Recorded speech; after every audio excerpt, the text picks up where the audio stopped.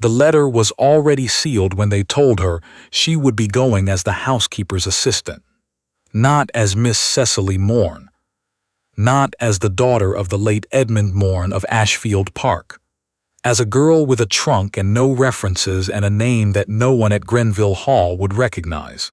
Her aunt had handed her the sealed letter that morning, a letter addressed to the Duke of Grenville, a letter she was not permitted to read, and said, simply, that this was the arrangement, that Cecily should be grateful, that a girl in her position ought not to expect more. Cecily had looked at the letter. She had looked at her aunt's hands, dry and pale, and folded together like something waiting to close. And she had said nothing, because she had learned, in the 2 years since her father died, that saying nothing was the only thing that cost her less than saying something. She took the letter. She took the trunk. She did not take the brooch her mother had left her, because her aunt had already moved it to her own jewelry box 6 months prior, and pretended not to remember doing so. The carriage that came for her was not the family carriage. It was a hired one. She sat alone in it for 4 hours, watching the countryside change, from the flat fields she knew into something steeper and older and darker with trees. And she told herself that it did not matter where she was going, because anywhere was the same when you arrived as someone you were pretending not to be. She was wrong about that. Grenville Hall was not the same as anywhere. It rose from the hillside the way old houses do when they have stopped trying to impress anyone, square and serious, and absolutely certain of itself, with windows that caught the late afternoon light and threw it back without warmth. There was a formal garden to the east that had gone slightly wild at the edges, the kind of wildness that happens when a gardener dies, and no one has quite gotten around to replacing him. There were rooks in the elms. There were 2 dogs lying on the front steps who did not move when the carriage came through the gate. The housekeeper who met her at the side entrance was a woman named Mrs. Peel, and Mrs. Peel looked at Cecily the way experienced housekeepers always look at new girls, with a measuring kind of patience that is not quite kindness, and not quite its opposite. She said her name was Cecily. She did not say her surname. Mrs. Peel did not ask for it. She was shown to a small room at the back of the house, given a gray dress that fit her shoulders but not her waist, and told that she would begin the following morning with the linen inventory. The family, meaning the Duke, meaning only the Duke, because there was no family left, she would learn, was not in residence. He was expected Friday. She had 4 days. She told herself she only needed to know one thing, and then she would decide what to do with what she found. Her father had written to the Duke's solicitor 11 months before he died. She knew this because she had found the draft in his desk, crumpled, rewritten twice, the third version the one he must have sent. In it, he had asked the Duke to act as trustee of a secondary account he had established, a sum held separate from the estate, a sum that was meant for Cecily. Not the house, not the furniture, not the things her aunt had quietly redistributed in the months after the funeral, just the sum, just enough that a girl alone would not be entirely without. The Duke had never responded, or if he had, the response had gone somewhere. Cecily was never permitted to see. She had not come here to accuse him. She had come here to find out whether he knew, whether he had ignored her father's letter entirely, or whether something else had happened to it along the way. Whether the man who lived in this house was the reason she had spent the last 2 years pretending to be invisible, or just someone who had failed her by accident and never thought to notice. Those were different things. She needed to know which one. The linen inventory took 2 days. She was thorough about it, because thoroughness was the best disguise she had. A girl who counts pillowcases with complete attention is a girl no one looks at twice. On the 3rd day, Mrs. Peel set her to work in the library. The library was where she understood, for the first time, that this had been her father's friend's house. Not just a house belonging to a duke, not just a name on a legal document, but a place where someone had lived who had known her father. There was a photograph on the mantelpiece, formal, Victorian. Two men in their 30s standing with the particular stiffness of men who are humoring the photographer, and she recognized her father by his hands before she recognized his face. He had always held his hands the same way, fingers slightly spread, like a man who was always about to reach for something. She stood in front of that photograph for a long time. She did not hear the Duke come in. He said, "You're the new girl." She turned. He was standing in the doorway with his coat still on and his hat in his hand, which meant he had just arrived and had come here first, before anything else, the way some people always go to the same room first when they come home. He was taller than she had expected. Darker. There was a quality about his face that she would not find the word for until later. Not unkindness, exactly, but a habit of not letting things show. "Yes, Your Grace," she said. "I'm sorry, I was only—" The photograph caught my eye. He looked at the photograph, then at her. "Did it?" he said. It wasn't a question. "The man on the left," she said, and she did not know why she said it, except that she was tired. She had been tired for 2 years. And something about the way he was looking at her made lying feel more expensive than it usually did. "He looks like someone I knew." The Duke was quiet for a moment. "That was Edmund Mourne," he said. "He died 2 years ago." "I know," she said. She heard herself say it. She watched him hear it. She saw the quality in his face shift into something more careful, more still. "Did you know him?" he said, and it was not quite a question either. "Yes, Your Grace." He didn't ask how. He set his hat down on the desk. Not the hat stand, the desk, the way a man does when he has forgotten the hat entirely, and he looked at her with the full attention that she had not expected from him and had not prepared for. "What's your name?" he said. She had 4 possible answers. She chose the truest one. "Cecily Mourne," she said. "He was my father." She had expected many things from that moment. Anger, maybe.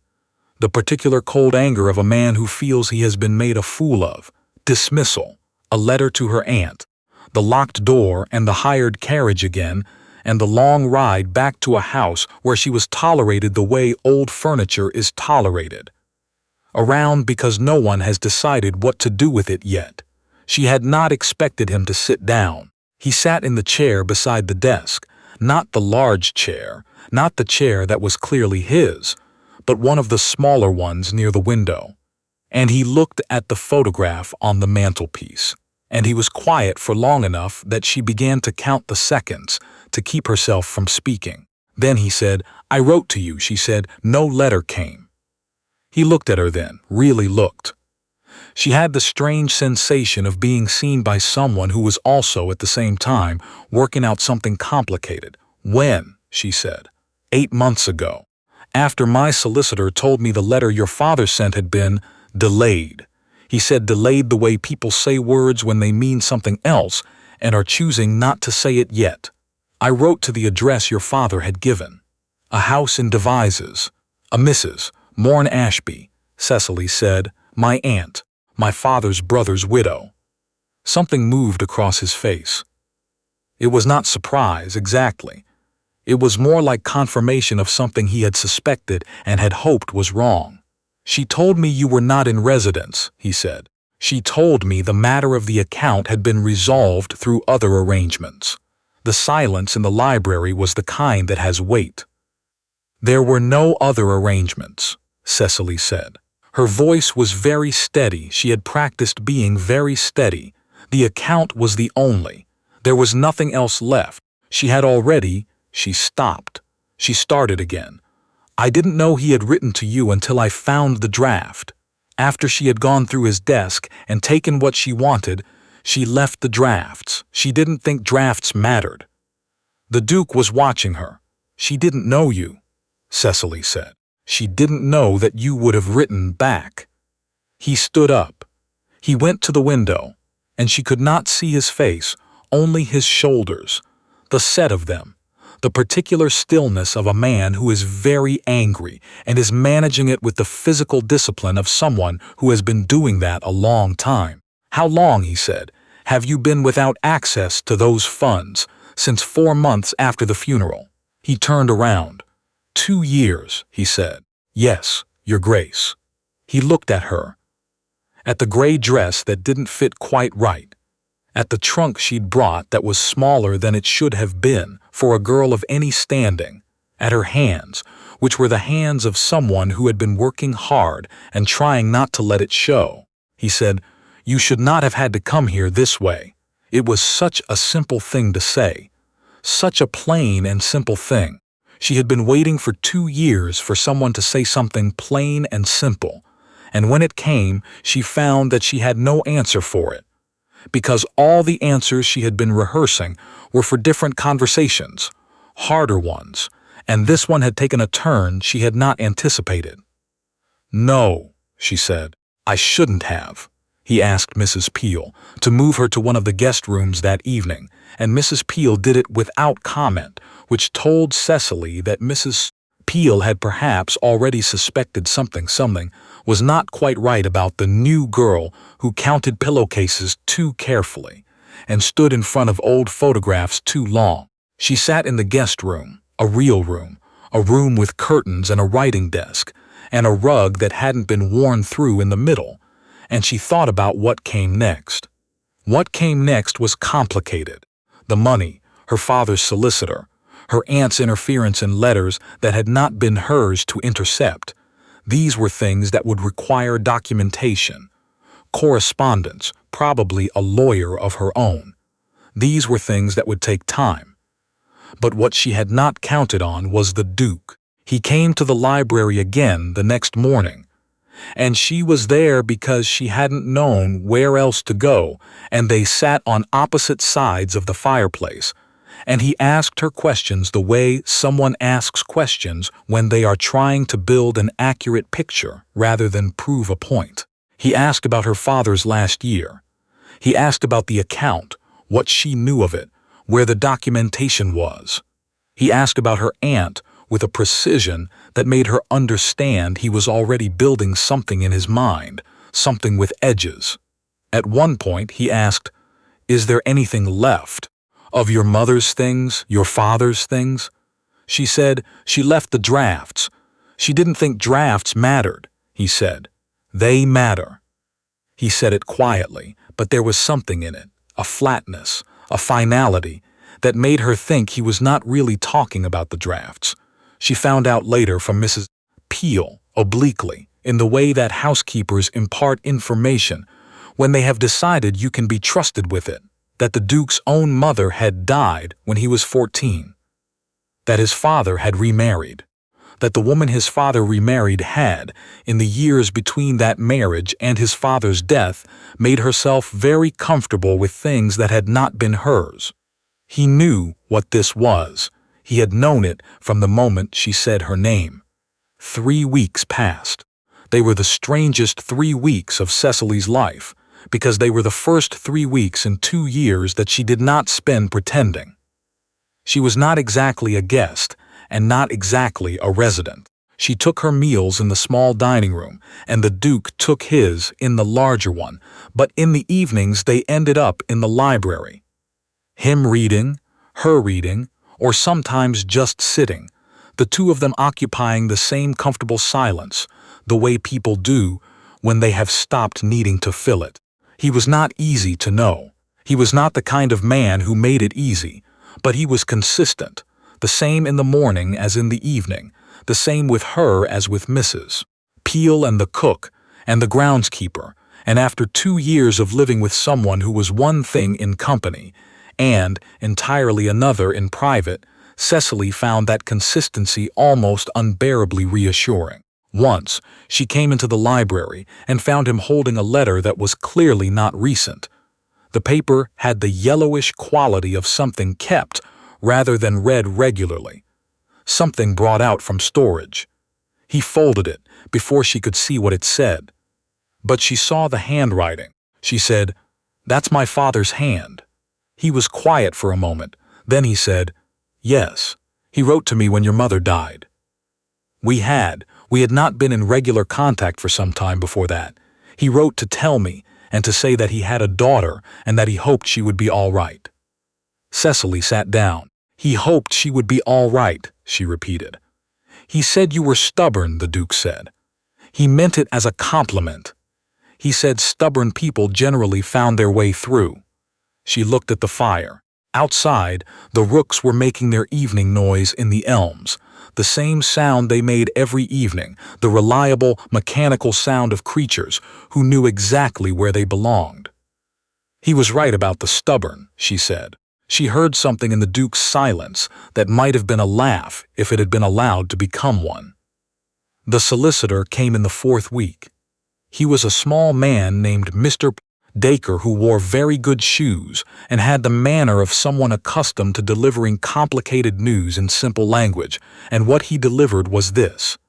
The account existed, the documentation existed, and the letters, 2 of them, one from the Duke and one from Cecily's father's own solicitor, had been received at the Devises address and had demonstrably been signed for by someone in that household. Her aunt had received them. Her aunt had written back, claiming Cecily was not accessible. Her aunt had continued to collect a small quarterly income from a secondary account that was not, had never been, hers to collect. Cecily sat in the library while Mr. Dacre explained this and felt something happen in her chest that was not quite anger and not quite relief, and was probably both of those things pressed together into something she didn't have a clean name for. She said, "What happens now?" Mr. Dacre said that letters would be sent, that there would likely be a legal process, that these things took time, but that the documentation was in order, and the outcome was not, in his considered professional opinion, in significant doubt. After he left, the Duke poured 2 glasses of something amber and set one on the table beside her, without asking.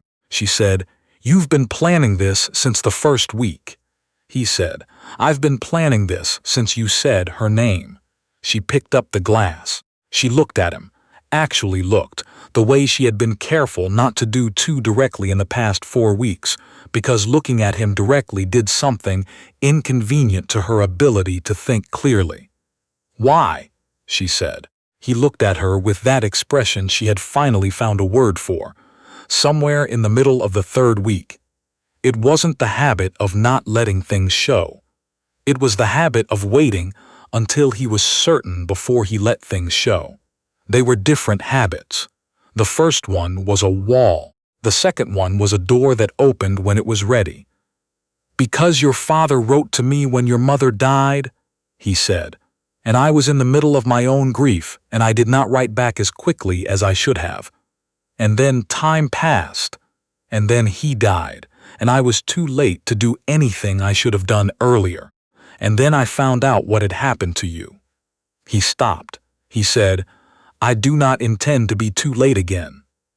Cecily set the glass down. She looked at the fire. She looked at the photograph on the mantelpiece, her father's hand spread open, like a man always about to reach for something. "He would have liked you," she said. "He liked people who meant what they said." The Duke looked at the photograph too. Something moved through his face, genuine and unguarded, in a way she had not seen from him before. "He did like me," he said.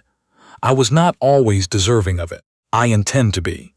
The legal matter took 4 months. It was not pleasant, but it was thorough, and thoroughness, Cecily had always found, was its own kind of justice. Her aunt contested nothing in the end. The documentation was too clear, the signatures too plainly hers. The money was returned. Not all of it, because some of it was gone in ways that would have required more time and more expense to recover than they were worth, but enough. Enough that she could have left Grenville Hall, gotten rooms somewhere decent, rebuilt something she could call her own. She did not leave. This was not a decision she made all at once. It was more like a decision that had already been made by the time she noticed she was making it, the way water finds the lowest point without choosing it. The Duke did not ask her to stay. He did not ask her anything, but in the evenings, in the library, when she picked up her book, he picked up his.